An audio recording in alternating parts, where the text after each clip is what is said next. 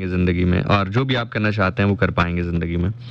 तो हमेशा सबसे पहली चीज़ गेम अवेयरनेस, गेम सेंस। अब गेम से मुराद कोई स्पोर्ट्स की गेम की बात नहीं कर रहा, ओवरऑल आप ज़िंदगी में जो भी करते हैं। मैं उसकी प्राइम एग्ज़ाम्पल आपको देता हूँ कि आज जब मैच हो रहा था बाबर आज़म ने जब 27-28 ओवर हो गए थे, बाबर आज़म और रिजवान बड़ा अच्छा सेट खेल रहे थे, तो जो कमेंटेटर्स हैं वो बार बार यही रिपीटेडली बात कर रहे थे कि अब चूंकि दोनों बैट्समैन सेट हैं, इन दोनों में से किसी एक को रिस्क के लिए जाना चाहिए रादर देन कि डिफेंसिव क्रिकेट खेलते रहें और 40 ओवर तक 220 या 180 190 इतना स्कोर हो और एंड पे 260 270 स्कोर हो। लेकिन चूंकि एक माइंडसेट नहीं था, गेम अवेयरनेस नहीं थी कि गेम को लेकर कैसे चलना है, और on the other hand Hindustan की बल्लेबाजी आप देखें तो it was all a game awareness, मतलब फ्रॉम द बॉल वन उन्होंने जो है वो स्टार्ट कर दिया। और इवन अगर आपने एक जगह नोट किया हो जहां पर रिजवान बैटिंग करने आए तो उन्होंने कुलदीप यादव को रोक लिया थोड़ी देर के लिए, क्योंकि स्पिनर्स को अच्छा खेलते हैं रिजवान। तो that is a game sense.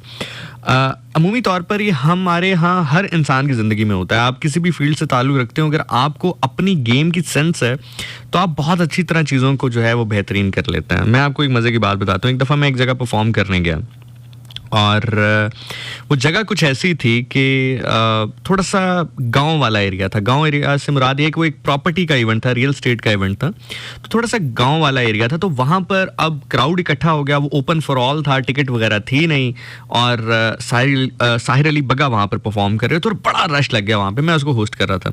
अब हुआ क्या कि वहाँ पर 20-25 लड़के थे जो स्टेज के बिल्कुल सामने मौजूद थे, और वो होते हैं ना जो 20-25 लड़के, उनका एक हुल्लड़बाजी टाइप होती है, वो उनको वही सबसे बड़ी इंटरटेनमेंट और फन लग रहा होता है। उनको अंदाज़ा नहीं हो रहा होता कि वो फैमिलीज का फन खराब कर रहे हैं, वो जो है अपना फन खराब कर रहे हैं, इवन अपना मजाक बना रहे हैं। तो वो कोई ऐसा चक्कर था कि जो भी आर्टिस्ट स्टेज पर जाता उसको जुगत लगाते, शोर करते, या एक आध बार तो बॉटल भी फेंक दे। So when I went on stage तो उसमें से ना किसी एक लड़के ने कुछ कहा, सेम जिस तरह वो बाकी आर्टिस्ट के साथ कर रहे थे, मुझे भी कहा। तो मैंने क्या किया, मैंने पूरा अपना जो फेस है उसकी तरफ शिफ्ट किया और मैंने कहा यार आ जाओ आ जाओ, आगे आ जाओ, आगे आ जाओ, आगे आ जाओ, भेज दे। अब वो क्योंकि आगे जो है वो एक बाउंसर्स की लाइन होती है, तो मैंने कहा नहीं नहीं आने दें यार, इस लड़के को जरा आने दें, आ जाओ आगे आ जाओ।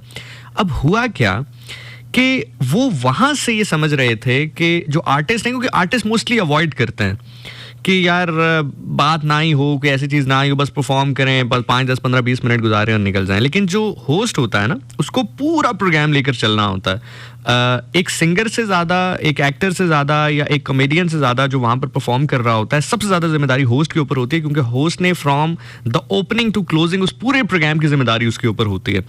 सो अब जब मैंने उसको पास बुलाया तो पहली चीज़ जो शक्ल हुई उसके माइंड में वो ये हुई कि ये बंदा मुझसे घबरा नहीं रहा। Getting my point? मतलब ये बंदा जो है वो मुझे मेरी जुगत से डर नहीं रहा या मुझे अवॉइड नहीं कर रहा। और उसका जो एक था ना कि मैं तो बड़ा पहलवान टाइप आदमी, तो वो 70% कॉन्फिडेंस उसका उधर ही शेक हो गया।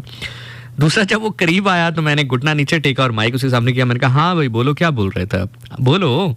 तो वो अरे नहीं भाई नहीं नहीं, हाँ भाई नहीं नहीं भाई नहीं। तो समझ रहे मेरी बात? तो मुझे असेसमेंट हो गई कि इसको इस तरह से रोका जा सकता है। इसी तरह एक दफ़ा मैं गया, एक स्कूल का इवेंट में कर रहा था, तो स्कूल में कोई इसी तरह 10-12 लड़के थे जो कि बहुत ही ज़्यादा शैतान थे। जैसे ही परफॉर्मेंस स्टार्ट हुई तो उन्होंने थोड़ा सा कोई हुल्लड़बाजी करने की कोशिश की, तो मैंने 5 से 10 मिनट वो करते रहे और मैंने उनको तवज्जो नहीं दी, और जब तवज्जो नहीं दी तो वो खुद ही खामोश हो गए।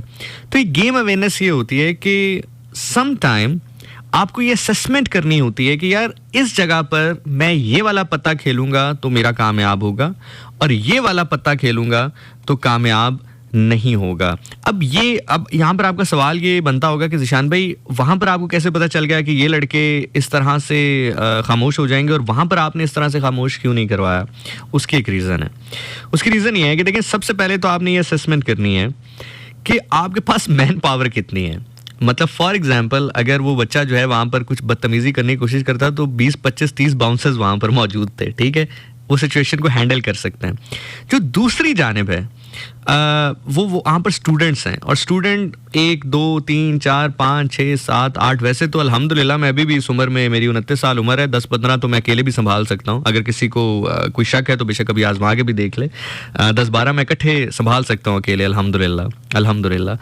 सो लेकिन स्टिल एक होता है कि चूंकि वहां पर ना उसको ये चीज़ का एहसास नहीं हुआ। जब मैंने उसको करीब बुलाया ना और करीब बुला के बड़े प्यार से बात की, तो उसको ये चीज़ रिस्पेक्ट महसूस हुई, उसको ये चीज़ मोहब्बत महसूस हुई, तो इसलिए उसने उसके ऊपर कोई दोबारा रिएक्शन नहीं दिया, और बल्कि जब तक प्रोग्राम चलता रहा उसके ऊपर बात नहीं की उसने।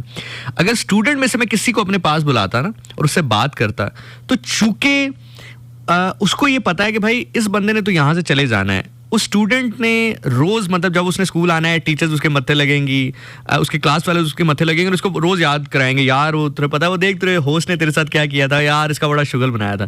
जो दूसरी साइड पे लड़का है ना, उसको पता है भाई अभी इवेंट खत्म हो जाएगा, मैंने कौन सा रोज इन लोगों से मिलना।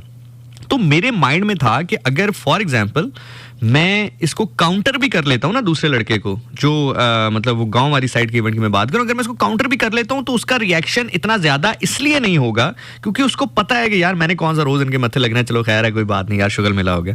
लेकिन अगर वो स्टूडेंट वाले बच्चे को मैं काउंटर करने जाऊंगा और काउंटर इस अंदाज में करने जाऊंगा कि मैं अटैक करूंगा उसके ऊपर, तो वो इसको पर्सनल लेगा, बल्कि पर्सनल लेते हुए वो कहेगा कि मैं कुछ अभी ऐसा कर दूं कि मैं हीरो बन जाऊं। समझ रहे हैं मेरी बात? तो ये असेसमेंट होती है, आपने किस वक्त, किस लम्हे, किस बंदे से कितनी बात करनी है। सबसे सबसे इंपॉर्टेंट काम जिंदगी में ये है कि आपने किस टाइम पर, इमाम अली अलैहिस्सलाम का फरमान है, आप कुछ भी कहें, आप कुछ भी सोचें, वो सच्चे बादशाह हैं, वो सच्चे सरकार हैं।